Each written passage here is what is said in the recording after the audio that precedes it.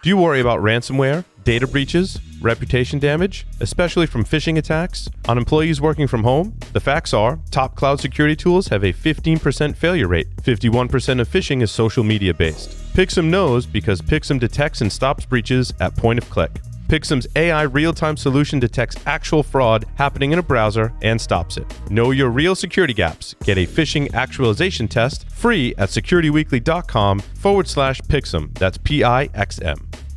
JumpCloud offers a cloud directory platform that gives users a single identity for their email, apps, network, and work device. Whether Mac, Windows, or Linux, JumpCloud gives IT admins a single pane of glass to configure and secure those devices. With JumpCloud, remote onboarding and offboarding goes from hours to under 5 minutes and puts zero trust security within reach for organizations of any size. Looking for a directory that supports heterogeneous OSs, or you need just SSO, MDM, LDAP, or MFA? JumpCloud will make your job easier. Try it out for yourself at securityweekly.com/JumpCloud. As your attack surface stretches from the data center to the cloud and the device edge, security teams need visibility across it all to confidently detect and respond to threats. Experience frictionless hybrid security that helps you stop breaches 84% faster with ExtraHop's Reveal X360, the first and only SaaS-delivered network detection and response. Explore the interactive demo at securityweekly.com/ExtraHop. Well, welcome back to Enterprise Security Weekly. If you've got a specific guest or topic you'd like us to cover on one of the shows, submit your suggestions for guests at securityweekly.com/guest. We review those on a regular basis and we'll reach out. Alrighty, on to the Enterprise Security News. Finally, a light news week, which is nice. We can dig into a few stories and call it a wrap, as we've been just inundated with news, specifically funding and acquisition. I only counted 2 funding and 1 acquisitions this week. Cyble raises $4 million, and they are a dark web monitoring and mitigation company. The capabilities are front of mind for modern organizations, and the market is growing rapidly, according to the folks at Cyble. I mean, I know they like to think that. I think there's some strides in the right direction we need to take, and some more evangelism we need to do on dark web monitoring. I also think the jury's still out. Like, is it a feature? Is it a product? Adrian, you and I have seen it as features. Tyler, you're shaking your head. It's like you see it as features too, right? Yeah, I see it as a piece of something bigger, some bigger puzzle. It's an enabler to a bigger tech.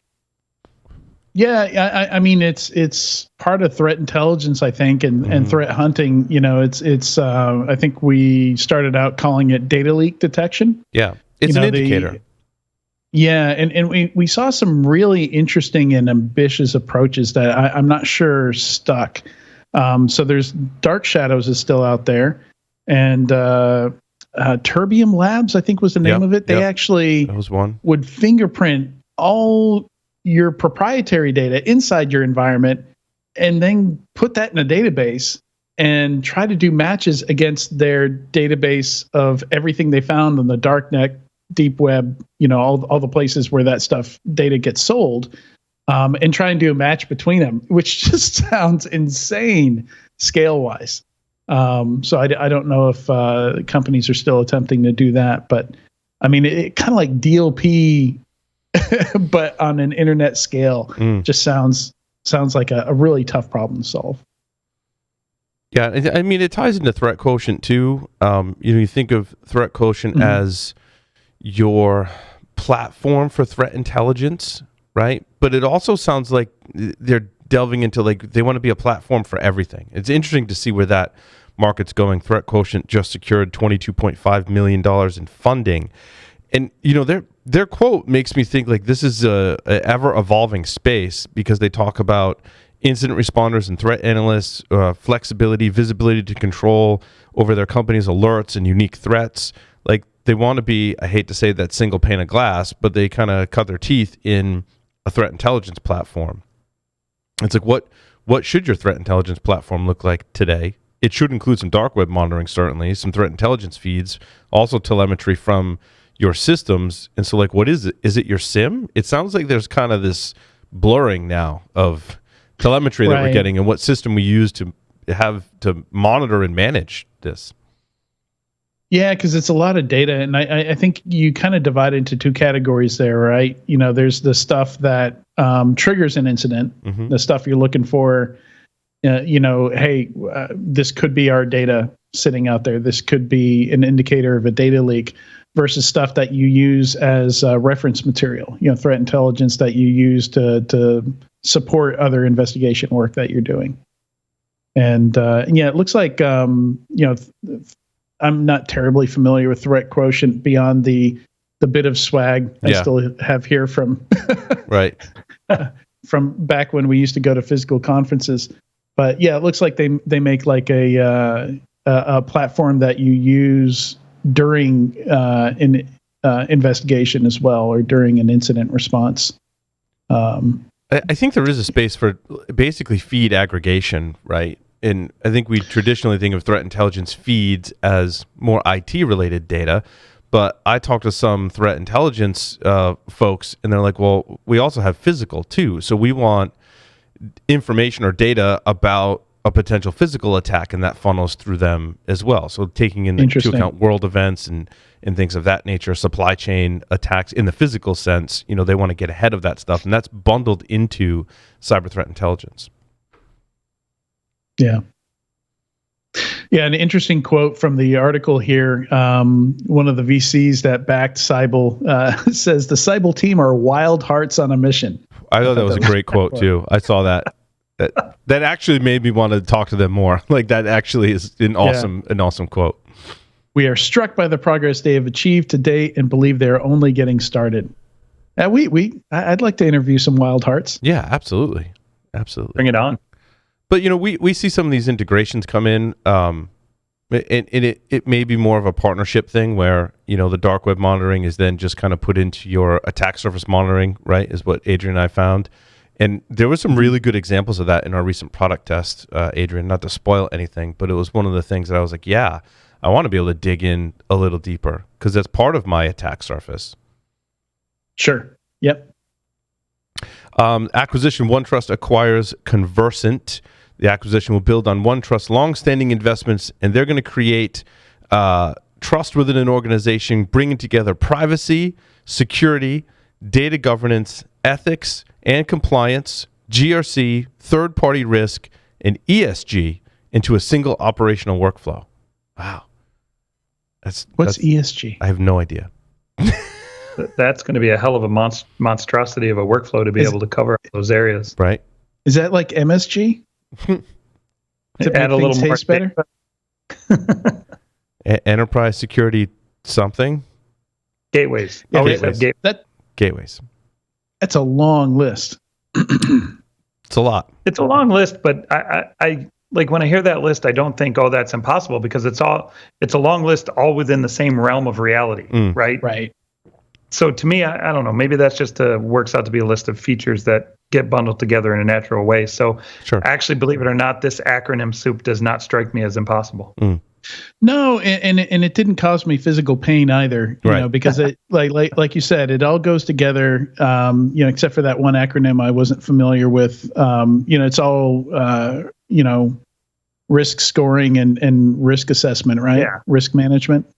Yeah.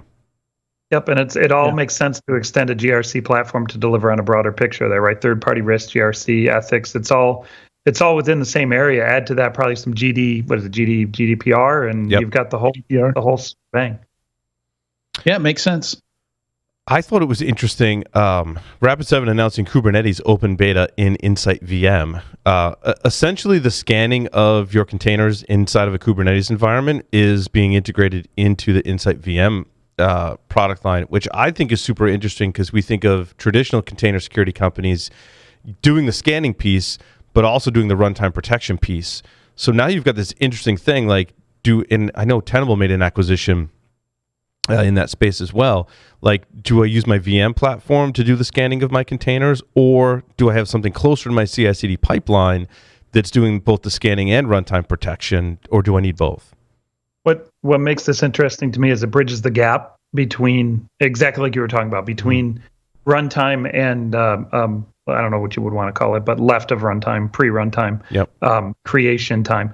But the reality here is that it's a visibility connector. So you can take the vulnerabilities that you find and connect them in a visibility or observability way to where and when they're running in production. And that's been traditionally a difficult thing to do for a lot of these vuln management systems, is to answer the question, where is this running, in what VM, in what system, what app? And that's what I think the intention here is really to try to understand. Yeah, because that's interesting. I know I've got a container running, but what's the stack underneath it? And are there like a series of vulnerabilities that I can just go, remediate in one fell swoop, basically? Yeah, and if you talk about and think about the scalability of true cloud-native applications, you then start to say, okay, instead of sitting in one instance, one cluster, maybe it's spun up 100 instances to be able to handle the workload. Right. There's a lot more to it when you're starting to think of a cloud-native deployment model than just, app X runs this vuln. It's now in what instances supporting what subsystems, especially if you start to use like a true service-based architecture and break the applications down. What used to be a feature in one application might now be supporting 4 applications, right? Yep. What's the relationship? The scalability is a big difference. Yep. Yeah, if anything, I think this is a bit late. I think we need a lot more consolidation into vulnerability management platforms and more context awareness within those platforms. Like we were talking about with Eclipsium before. Firmware vulns should be in here.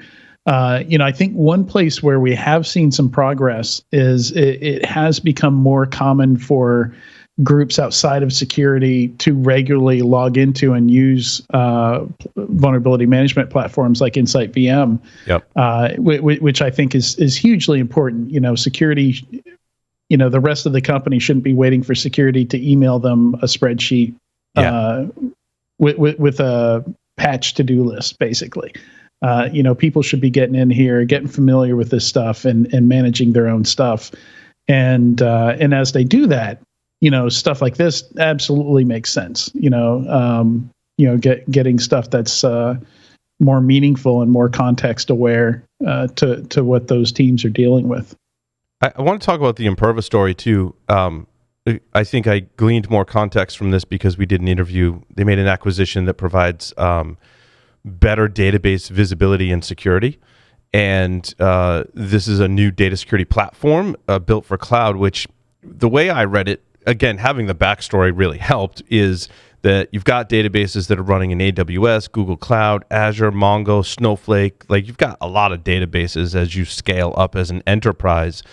And Imperva providing that visibility to those databases, I think is really huge. I think that's one of the things we don't talk about when we talk about application security is what about monitoring how the apps are talking to the database, and not just in a single instance, but I want to know anytime an app talks to a database, and I want to analyze that for security, because if an attacker's gotten to that stage where they can influence the database in any way, I want to know about it.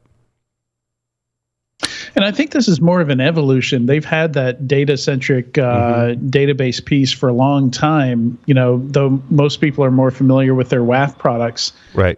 So this is more of an evolution to, again, if anything, kind of late, because these, database fragmentation, is probably present in most enterprises at this stage. Yep. Local databases, cloud databases, databases in databases, different types of databases. And how you access the databases. Go ahead, Tyler. I said all your databases belong to us? Yeah. Well, and how you access the database, it can greatly differ per application. And I guess what I'm saying is I don't trust the developers to always get that right. Because it's a super hard thing to get right too, because you're changing it from application to application, even the evolution of one application, right? And it's always for performance. And we all know when you try to increase performance, oftentimes security can suffer. Yeah, I mean, it's always a challenge with databases because oftentimes you have like an application that logs into the database, and then people use the application, and makes it very difficult from like an investigative standpoint to figure out who did what. Yep. When you're looking at database logs and things at the database level. And now, I mean, that's only gotten more difficult now that we have. You might have an application that uses 2 or even 3 databases for different purposes. Absolutely. You've got your Mongo or Redis for session management, the actual Permanent data storage. It might be a relational database, or there might be a big data database involved somewhere in there. Minerva had the announcement was there. Minerva Labs is launching a cloud version of its Endpoint Threat Prevention Platform. But I think more interesting for me was when they talked about some of their features that I might have missed. They've got these deterrence-based and active deception, active camouflage, which I kind of knew about. But then they talk about browser isolation and virtual patching as being part of their features. New. That's new, and I thought was really interesting because I like some level of browser isolation. I think that's a key component because we can't protect everything inside the browsers as they're shipped from the browser manufacturers because it's heinous. How many Google Chrome 0 days have we seen this year? 3, 4? Yeah.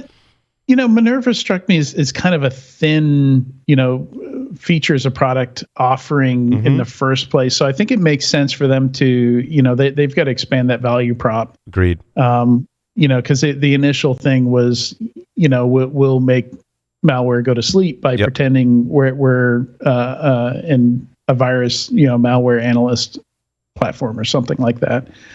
So it makes sense to add some stuff, I think.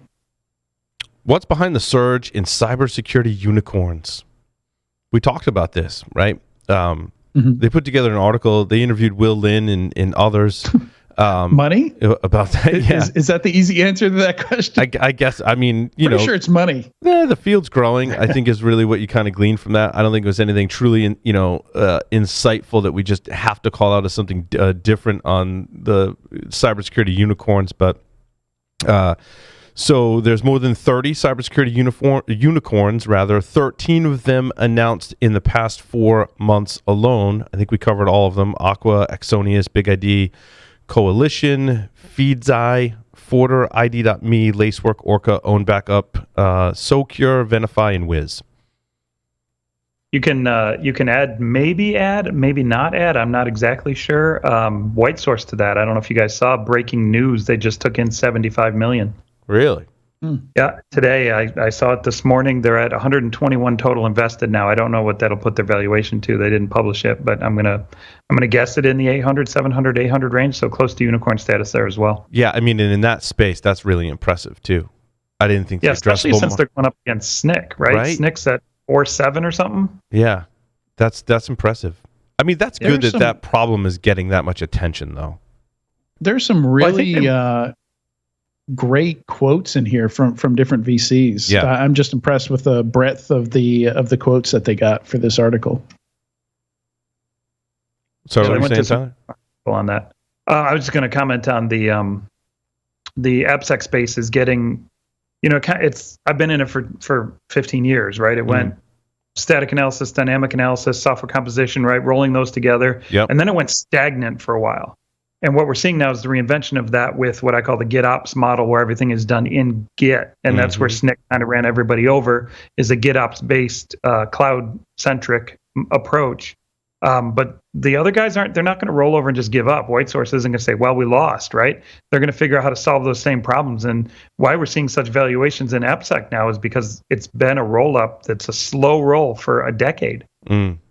Well, because the amount of tools and how you put them together is so complex. I think it's just taking organizations a while to figure it out and get these products integrated, or even identify the need for that solution. Yep.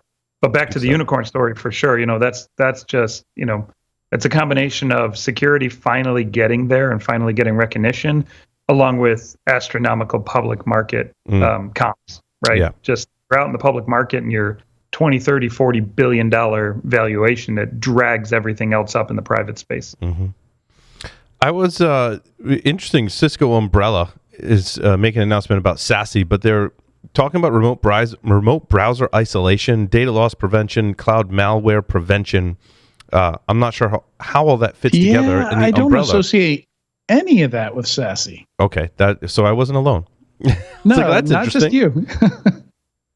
I didn't know they had remote browser isolation in the Umbrella portfolio. Yeah, did they acquire one of those companies and we missed it, or I missed it? I'm not sure. I think it's hard. It's hard to follow everything that happens at the larger companies, Cisco, IBM, HP. they make a lot of acquisitions and have a lot of technology, and it kind of gets lost in their message. I mean, even just like the problem when you go to Owler and you're looking at the announcements from Microsoft, and it's announcements about everything Microsoft, and you got to pluck out, wait, that's a security related thing.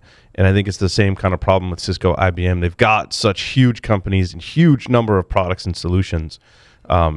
Plucking out the security ones can often fly under the radar. So I was glad I saw that, called it out. So it looks like they have a partnership with Menlo. Oh, okay. That makes sense. So, and it's a pretty common thing to see Cisco have a tight partnership before they acquire somebody. Yep. So that could be a precursor. That's a good point. Let's see. What else we got in there? LogRhythm made a new release, 7.7 of the next generation SIEM platform. This was another one for me. Do I need a ThreatQuotient or Anomaly or one of those other, or Recorded Future and LogRhythm, or do I use LogRhythm and integrate something else? I think this is where there's just, when we talk about SIEM and threat intelligence, where do I go and what drives that? I think is an interesting study, right? You know, I've been going through this vendor database that we're working on, trying to categorize companies, and it's really getting tough with stuff like this because it's really not SIEM anymore. You know, it's like where do you put LogRhythm? They do plus a whole bunch of stuff. Like they just do a bunch of good stuff.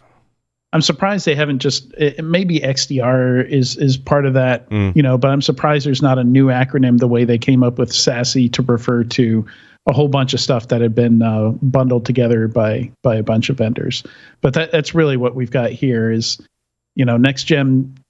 So next gen SIEM is very different from next gen AV in the use of that term, where next gen AV was like a different approach, was a combination of different approaches to get better at detecting new malware, whereas next gen SIEM is more of an expansion of that platform, you know, to do more different things, you know, like automation and orchestration. Like they added new beats to help analyze and onboard cloud services like Okta and Carbon Black Cloud. Like that's a totally different. I was like, oh my God. I think they're Elastic under the cover, so they use beats just like they're beats compatible, I guess is the way you might say it. Yep. Digital Shadows announced new threat intelligence capabilities mapping the MITRE ATT&CK framework. And my question is, like, do you think just anytime a vendor can mention MITRE ATT&CK, like they're just going for it, right? They're excited about it. It's something to get people excited. We can say MITRE ATT&CK in our press release. People pay attention. I mean, I did. So. Well, I mean, honestly, I'm not going to give too much crap over that personally, because it really, MITRE ATT&CK really has helped people to communicate, you know, on the same level. So it's almost like anti-buzzword in a way, where, you know, when you integrate with MITRE ATT&CK, everybody can speak the same language. You know, you don't have to redefine how you're categorizing everything and what you're doing. I agree. That's my take. Yeah, I mean, I see it a lot, and I guess when I see certain buzzwords a lot, I get fatigued. But MITRE ATT&CK is one of those ones that stands up. It stands the test of time. What else? Kaspersky launches ML-driven MDR for SMB. Is that exciting or not? No. ML-driven MDR. Yeah, so I mean, that's, I think, you know, Tyler, I don't know when this started, but, you know, maybe 5 years ago we started seeing, especially endpoint companies start launching their own MDR capabilities. You know, where we're just seeing. Personally, I see it as maybe a bit of a failure of the product, saying, you know, hey, for this to be effective, we have to throw humans into the mix. But yeah, it's just part of the whole surge in MSSPs in general. You know, like companies that never had any kind of professional services, consulting services, or, you know, managed services. All of a sudden now everybody's got some capability there. Well, it's a way of extending your business without having to innovate your technology and product lines. Right? You can innovate with an additional professional services revenue line. I mean, the elephant in the room for Kaspersky is trust. obviously, right? I mean, given the news in the past few years, them being a Russian-based company, I think that's what's, unfortunately, that's going to allow them to struggle. I mean, they could have the best technology and MDR service in the world, and unfortunately, they're just going to struggle because of that. Yeah. I think that rounds out the news for this week. There's a couple other stories in there. You can read those on your own. Acronis has a new version of Acronis Cyber Protect Cloud, and Security Innovation is launching some web application security boot camps. Tyler and Adrian, thank you so much. And everyone, thank you for listening and watching this edition of Enterprise Security Weekly. We'll see you next time.